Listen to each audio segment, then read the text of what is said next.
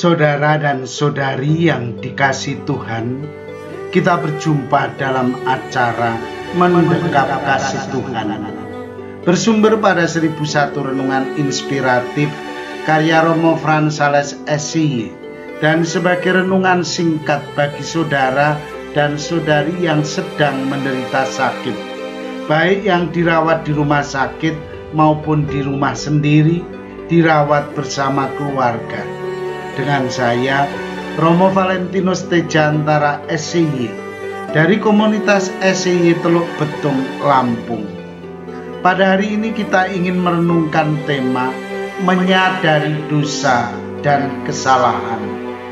Seperti biasanya, ia selalu mengupah tenaga untuk mendorong gerobaknya ketika ia harus membeli dagangan di kota untuk warungnya yang berada dari keramaian kota. Begitu percayanya pada orang upahan, ia selalu berjalan mendahului kereta dorong sehabis belanja di sebuah pasar di kota. Kali ini sial, tanpa diketahui, orang upahan pendorong kereta belanjaan itu belok ke jalan lain, melarikan barang dagangannya. Hatinya pun sedih. Dengan segera orang sekampung mendengar berita tersebut dan menyatakan ikut prihatin.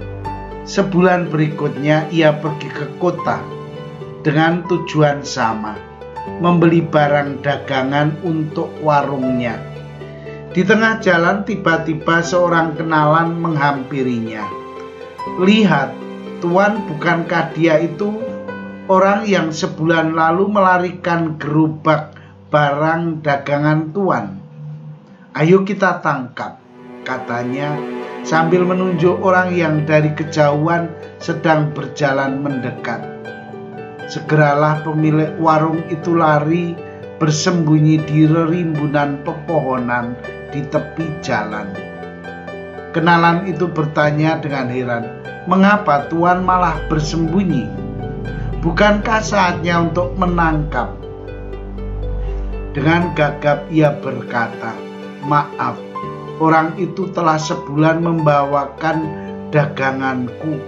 Aku jadi khawatir, jangan-jangan ia mau menagih upahnya. Bayangkan kalau ia menagih upah selama sebulan, bangkrutlah aku."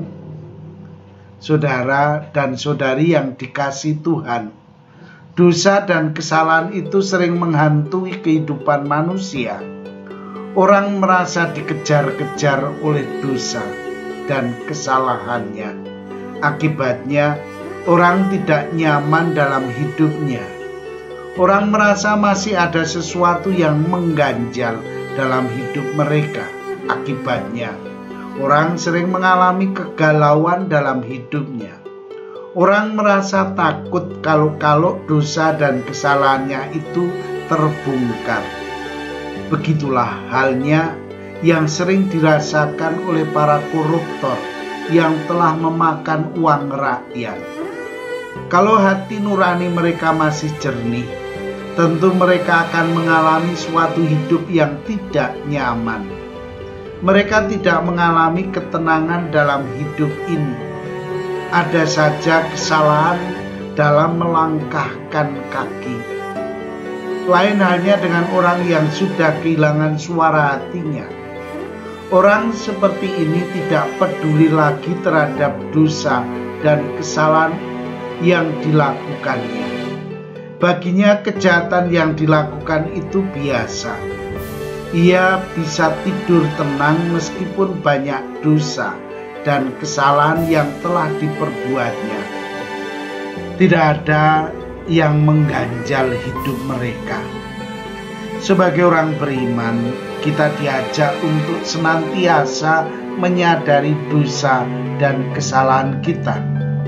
Kalau kita dapat menyadarinya dengan sungguh-sungguh, kita dapat membangun hidup yang lebih baik dalam dunia ini. Untuk itu, kita mesti selalu memegang teguh ajaran-ajaran agama kita yang sangat luhur itu. Setiap agama kita mengajarkan kebaikan. Agama kita mengajarkan untuk senantiasa memiliki cinta kasih kepada sesama. Karena itu, mari kita semakin menyadari diri sebagai makhluk yang dicintai oleh Tuhan yang Maha Pengasih dan Maha Penyayang. Dengan demikian kita dapat menjadi berkat bagi hidup sesama kita.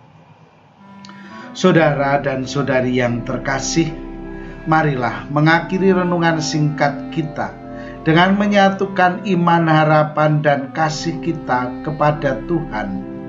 Akhirnya, berkat dan doaku selalu menyertai Anda yang sedang sakit.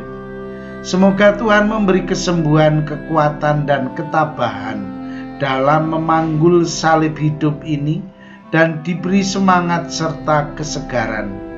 Doa dan berkatku selalu menyertai Anda. Sampai bertemu dalam renungan selanjutnya.